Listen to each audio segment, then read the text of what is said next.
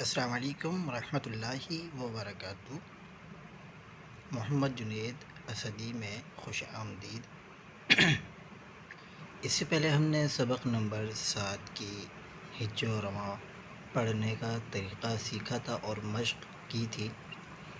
آج الحمدللہ عز و جل ہم سیکھیں گے سبق نمبر 8 کھڑی حرکات۔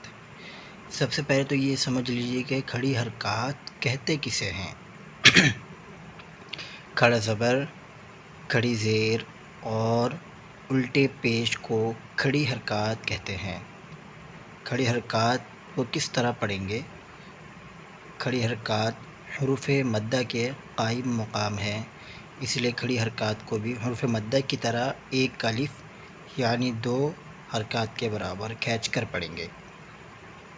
اچھا جی، سبق میں آپ نے حروف قریب الصوت یعنی ملتے جلتی آواز والے حروف میں واضح فرق کرنا ہے، ٹھیک ہے؟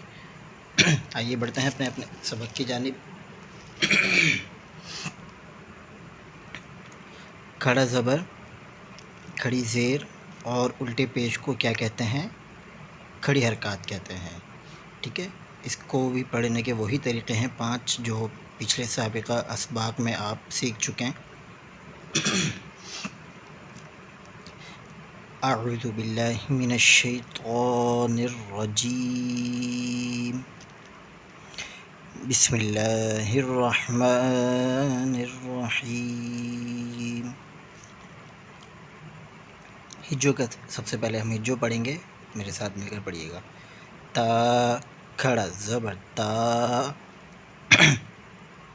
تا کھڑی زیر تی، تا الٹا پیش تو، تا تی تو۔ تو کھڑا زبر تو، تو کھڑی زیر توی، تو الٹا پیش تو، تو تی تو۔ تا تی تو، تو تی تو۔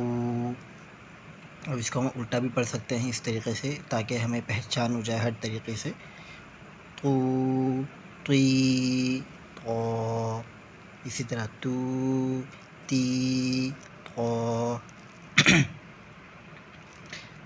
زا، کھڑا زبر زا، زا کھڑی زیر زی، زا الٹا پیش زو، زا زی زو۔ ذال، کھڑا زبر زا، ذال کھڑی زیر زی، ذال الٹا پیش زو، ذا زی زو۔ ظو، کھڑا زبر ظو، ظو کھڑی زیر ظی، ظو الٹا پیش ظو، ظو ظی ظو۔ حروف مستعلیہ ہیں، ان کو ہمیشہ موٹا پڑھیں گے، ٹھیک ہے؟ اسی طریقے سے ہم یہ مکمل تختی پڑھیں گے۔ اب ہم اس کو آگے راما سے پڑھتے ہیں۔ سا، کھڑا زبر سا، سا کھڑی زیر سی، سا الٹا پیش سو، سا سی سو۔ اس میں فرق کرنا ہے سا میں اور سین میں۔ اب ہم آگے رواں میں پڑھیں گے۔